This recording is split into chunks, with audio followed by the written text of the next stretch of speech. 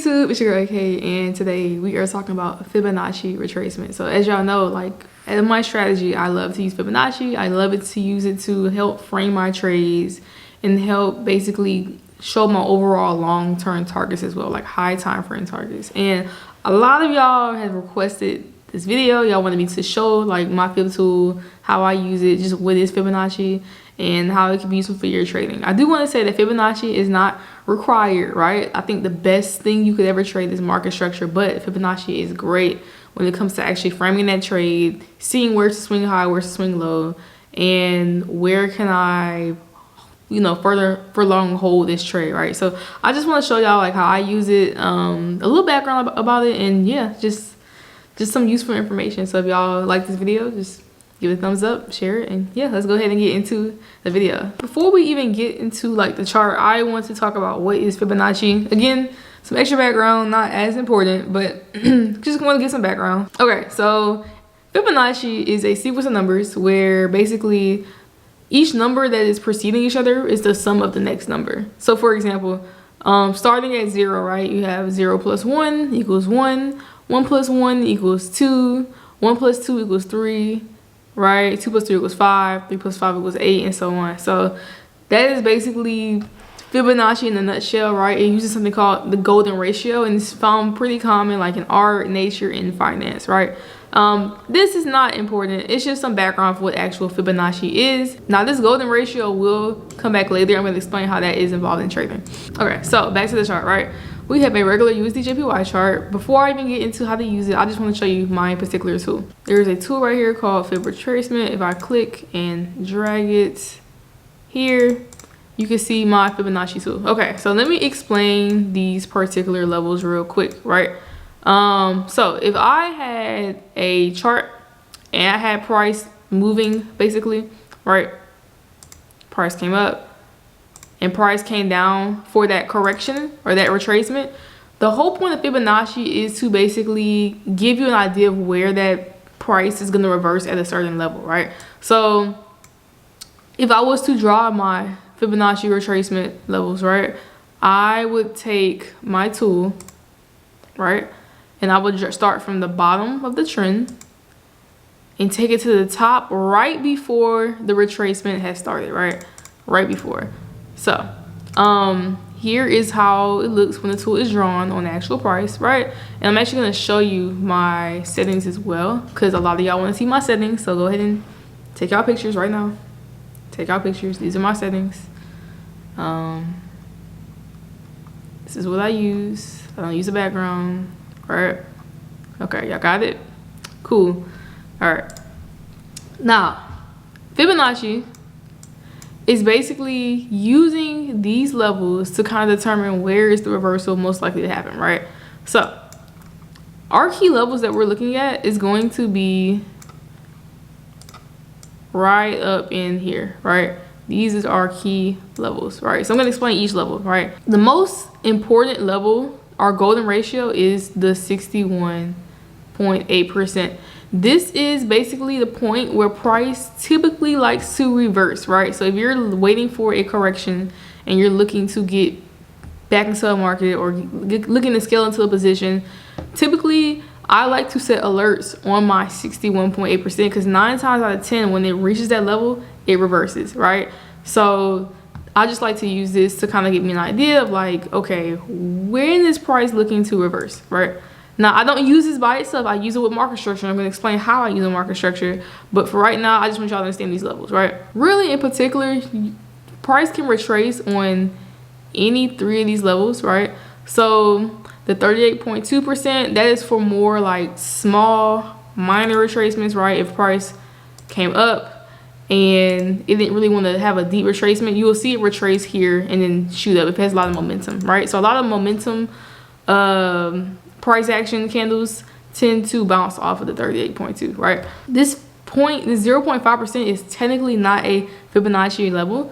However, price also tends to reverse around this level, right? So a lot of times you'll see price come in between the 50 and the 61, and a lot of times people mark this as like a zone. It's like a golden zone. That's exactly what this is called, right? So the price the levels between 50 and 61.8% is considered our golden zone. When price enters this box right here, right, I'm gonna make it a box. When price enters this box right here, and I'm gonna make it gold just because this is our golden zone. When price enters this golden zone, price is more likely to start going back the right direction. So if you're a trader that likes break and retest like me, right, or you like to wait for the pullback, the correction, whatever you want to call it, Fibonacci is a great tool to kind of get an idea of where that correction is going to start. Not correction, where that correction is going to finish and start going back to the right direction. Okay, so you might be wondering, Autumn, what are these other levels that you're not talking about, right? This 78.6 level can also be a retracement level. However, this level is more of like a fine line of like when it's a correction versus when it's a reversal, right? When price starts getting past the 78.6 and it actually closes above, it's kind of signaling that we may not be in a correction, we might actually be reversing, right? And it might be a sign to maybe get out the trade soon. Of course, market structure isn't broken until we actually break the swing high, swing low. So technically right here is the overall like, okay, the trend is over, right? Because if we break a swing low, right? So if we're in a trend, and so if we're in a trend and we're making higher highs, higher lows, higher highs, if I'm coming back down for a correction and I break this level, right? Well, if I was to drop my fib, right? This is breaking the one level. So anytime we break the one level, that means price has reversed and price is looking to go to the other direction. So Fibonacci is also great for identifying reversals and when it's time to look the other way as well. Anytime price decides to break the zero level, well, that is us making a new high. That is us making a breaker structure, right? And we know like new highs, there is liquidity, right? So our zero level is always going to mark liquidity. And if you know price action, you know that price loves to target liquidity. If you don't know what liquidity is, I will talk about it in another video. But for those who do know, this is basically a great place to have your first take profit, right? Sometimes you might say, okay, Autumn, well, cool. So we know that price likes to target liquidity, right? But we know we're in the uptrend. Price is not just going to stop at liquidity, right? Like when you're in the uptrend, you're making what? Higher high, higher low, higher high, higher low, right? So where else can I target if I know price is going to go further than liquidity? That's exactly how I like to use Fibonacci, right? So when I am in a trend and I see price is coming up and I've already reached my liquidity, like I already grabbed liquidity out the market. Okay, so when price reaches liquidity, I'm like, okay, where else can I target? What other levels can I target? Well, that is where these Fibonacci extension levels come into play, right? So with the Fibonacci extension levels, I'm able to actually target price for longer. So price is likely to further get to the 27 extension after liquidity before reversing back down for another correction, right? So if I want to get in a trade and I want to hold price longer than just liquidity, I can actually hold it up to the 27 to get a little bit more profit, right? Sometimes price will even get to the 6.18% before reversing. Just be careful, because remember what we said about 61.8%. We're coming back to it. Remember what we said about this golden ratio, right? When price gets to this point, price loves to reverse at the 61.8. So when price gets to this point, you'll probably see price getting ready to make a new retracement, right? And then another, right? So just be careful when you get to this level. Holding past this level is pretty risky, so just be careful. Okay, so here is an example of how we can use Fibonacci in the real market. I'm actually gonna rewind price back. Here was price. Price was making higher highs, higher lows, higher highs, higher lows. We were uptrending, right? And as you can see, at some point, price did start to fail to make new higher highs. And we actually started to break like structure here, right? So we actually shifted to a downtrend. So I'm going to show y'all like how you're able to continuously catch the downtrend as it goes. So for example, if I was to draw my Fibonacci tool, I would drag it from the swing high, from the swing low, right? I look at the wicks. I go from the most extreme point high to the most extreme low point, right? And at this point, I'm looking to see, okay, what level is price looking to like reverse on? So we're gonna go, let's see how the price is gonna do. Okay, price gets to our golden zone, right? And then we start heading back down, right? So as you can see how price played out. Price, remember we had this particular golden zone right here. Price tapped into the golden zone, and then we made it all the way to liquidity, right? As well as our 27 extension. So if I was to actually look to get into a particular trade, right? Me personally, like I said, I'm not just looking to get in right when it taps the golden zone. Like, that's not how you use Fibonacci, right? I actually like to scale in onto the lower time frames. I'm actually going to reverse back to where price did tap into this zone. So let me reverse back for a second. So right here is where we got our tap, right? If I was to scale into a 15, let's say I had an alert here on the golden zone and I jumped to a 15-minute, right? Okay. Immediately we see a huge reaction, right? On the 15-minute, we're making higher highs, higher lows, higher highs, higher lows, higher highs, higher lows, right? If I see like now on the 15-minute, we're now starting to shift structure from higher high, higher low, higher high, higher low, and we're shifting back into the overall trend of like lower low, lower high, lower low, lower high. That tells me that the correction is over, right? If I see stuff are changing on the 15-minute, things are going to react faster on the lower time frame than the higher time frame. So that gives me an early indication that like, okay, this correction might be done, right? So not only did we tap into our golden zone, but now you're starting to see like we're failing to make a new high. Like right here, we just made a higher low, right? We just created a higher low around this point. So seeing this right here would give me the indication to look for a particular entry. So what I would do in this case, I would actually look to see, okay, where did price break structure on the downside? Okay, we broke structure here, right? Okay. At this point, we are coming back in for the retest, or we're grabbing more liquidity, right? We're coming back up. I'm looking to see price like start to shift back down. And that's where I'm kind of looking to get in. So right here, price, we came down, right? We broke structure. We wait for price to come back below this level. Once price starts to break down below this level, that's when you can start to look to get into your entry, right? You could do it a couple different ways, right? So personally, I'm looking to get in when it's coming back below this zone. So my entry would be like around here, right? And your stop loss can either be, you could wait for price to like break structure right here, because your structure and your stop loss can either be above this high, because you know now this is like the newer swing high. This is like a more smaller scale entry. Or if you want to be safer, you can put your stop loss above this swing high, like the overall like shift. So it's up to you, right? Me personally, I wanted just a little bit more, because I know like if price is breaking structure right here, we, you know, we're not gonna go past this high. I would actually probably wait a little bit longer for a retest back into it. So right here, we retested back in here.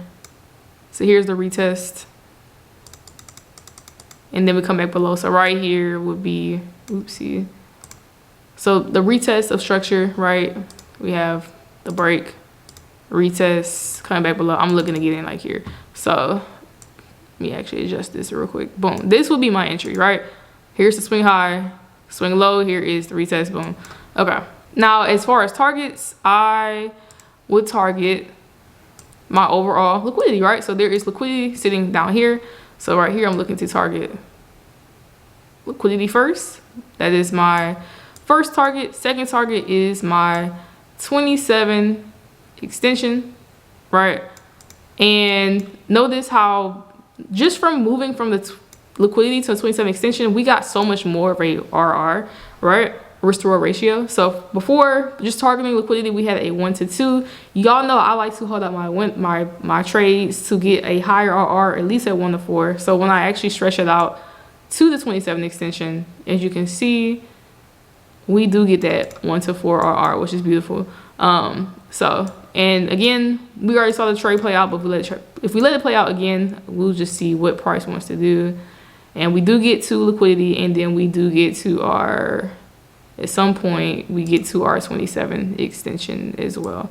Boom. So that is just like an example of how I scale in with Fibonacci. I don't just wait for price to tap into the golden zone. Like, no, I actually scale in on the time frame. I look for the shift of structure, and I wait for that break and retest entry, and that's when I get in, and that's how I get my high 1 to 4 RR restore ratio. And you can keep doing this, y'all. Like, you can keep using Fibonacci, right? So let's say you get to your 27 extension. So personally for me, when I get to the 27 extension, I'm actually looking to draw a new fib. Why is that? So usually I will delete the fib, right?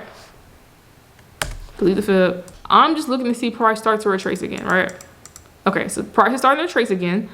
What I do, I literally just draw another fib, right? So this was our last swing high. This is our new swing high.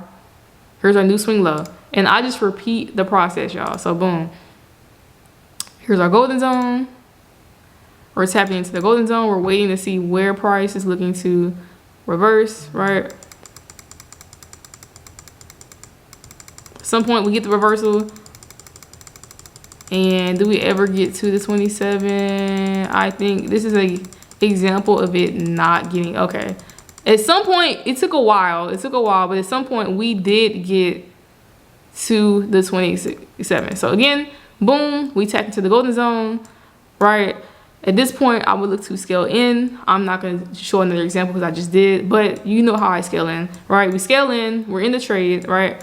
And at some point, let's just say we got in, I don't know. Let's just say we got in somewhere here and we just wanted like a safe stop or something like that.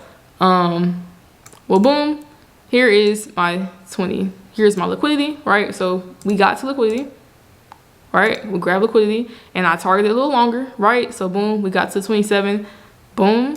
And even in this case, right, we had so much momentum, we even made it to the 61.8. So if you want to hold it longer to the 61.8, you definitely can. You can hold it longer to this point. So notice how my risk reward dramatically changes, right? I went from a 1 to 3 to a 1 to 5 to a 1 to 7 risk reward ratio. So y'all, this is how I get my high risk to reward ratios. This is how I do it. Look at my channel. You'll see my fib tools. You'll see how I place different like fibs on different higher time frames, and just see how I'm able to catch these big moves. And really, if you want to be real, right, you could have held from here. So you could have kept on your position because you know, like, we're still bearish, right? So like, while we caught this long trade, if you want to be real, you could have held the previous position, right? Let's say you just want to keep holding your winners long, right? If I put back on this previous short position, like if you look, all right, we got in here. Price never broke structure, y'all. Price kept making lower highs, lower lows. Like right here, this was our last swing high, right? Like swing high, made a lower low, lower high. We came down, right? Broke structure, we made a new lower low, right? Right here, we just made a new lower high. Boom, we came down, we made a new lower low. So notice how these highs are getting lower and lower, and we're not breaking structure. So since we're not breaking structure, if you felt confident in the trend, you actually could have held this trade along with your new trade, right? So this could have just been a second scale in position. So you could have held this trade instead of the 1 to 4 that we caught. You could have held it longer for almost a 1 to 8, right? In addition to this new position. So notice how you can keep adding on positions with Fibonacci. If you know the trend is like not reversing, not changing, you can just keep adding and keep adding. And it's gonna keep doing the same pattern over and over and over again, y'all. So it's up to you. You can take profit. You can take half your profits off like at a certain point and just keep holding, like whatever the trader wants to do. That's completely up to you. But this is how I use Fibonacci. This is how I'm able to scale it into second entries, right? Just over and over. And it's probably gonna do it again, right? Like let's see. Like let's say, okay, boom. Let's say we still have these trades going.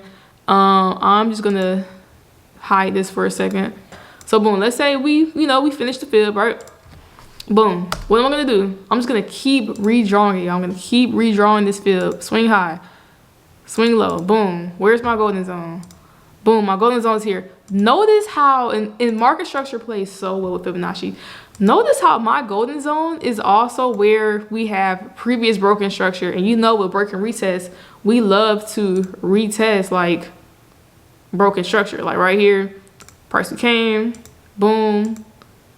At some point we ended up like breaking structure. So there was structure right here, we ended up breaking it. So notice how like this is also previous broken structure. So our golden zone usually lines up pretty well with previous broken structure. So if you are a break and retest trader, it's just another way to see that, right? This is how I see it. So yeah, price is just coming back. If you want to look at it this way, price is just coming back to retest broken structure and head down. So it plays hand in hand. It's the same thing, y'all. It just gives you another visual. It gives you a way to frame your trade, right? But boom, okay, let's see if it does it again. Boom, we come in. Do we tap? We tap the golden. What does it do? What happens? Did we get to our 0? I could just let it play out. Boom, we get to liquidity. So we get to our first take profit, right?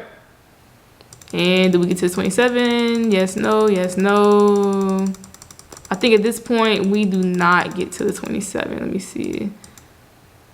Yeah, so it's not gonna always get to the 27. And that's a real case scenario, right? It's not perfect, right? We did get to liquidity, right? We did get to our first take profit. But like if you see price like get to this point, we get to liquidity, and we're kind of like struggling, and we're starting to not make lower lows, lower highs anymore, because right here is a lower high, lower low, lower high, lower low. And you see, oh, price kind of failed to break structure right here. Oh, price just made a high. Get out of the trade. Like if you see price is starting to reverse like that, get out of the trade. Like because price will not always get to your 27. I'm gonna be real with y'all. So Fibonacci gets really, really good when you start using the higher time frame with the lower time frames, right? So I'm actually gonna clear my charts for a second. If I jump to like a daily time frame, and I see overall, like we're bullish on the daily. A lot of times what I would do, I would actually draw a fib from here to here on the daily, right? And I know now I have really big targets. So you'll see me on my channel, I target daily level liquidity, the daily level 27 extension, and I'm on the 4 hour, you know, looking to get in. Now, usually when I have these big Fibonacci's, I just show my targets, right? So I just put my fib targets on. I don't show these levels, and I'm just waiting for a shift of structure on the 4 hour. So when I get that shift of structure, like when I see prices ready to get back to being bullish, I'm like, okay, you know, those shorts were cool, but now I'm ready to catch the big move. I'm ready to catch it up to the daily liquidity, or the daily 27, or even higher, right? So you can really catch really big moves when you pair like the daily time frame with the 4 hour, or the 4 hour time frame with the 15 minute. So yeah, y'all, that is how I use Fibonacci in a nutshell. That is how I'm able to catch these big RRs, and how I'm able to hold out my winners for longer. So I hope y'all enjoyed this video. I did not want it to be this long, but I was really getting into it. I was really giving y'all some sauce, not gonna lie. So I really hope y'all enjoyed it. If you thought it was very helpful, like it, you know, send it to a friend who's trying to learn Fibonacci. But this is how I use it. I love it. It works very, very well. Again, you don't need Fibonacci, right? Market structure by itself is perfect, but it's so great to frame your trades, and it makes seeing your range like way easier. So I think it's very beneficial to add it to your trading. You know, just give it a try, you know, mess around with it, see how you like it. And yeah, y'all, that is pretty much it for me. I hope you enjoyed this video. And I will see y'all real soon. I'll try to get this video uploaded soon. I'm also making a vlog right now, so we're gonna see how that goes with editing both things. But yeah, until next time, y'all, bye.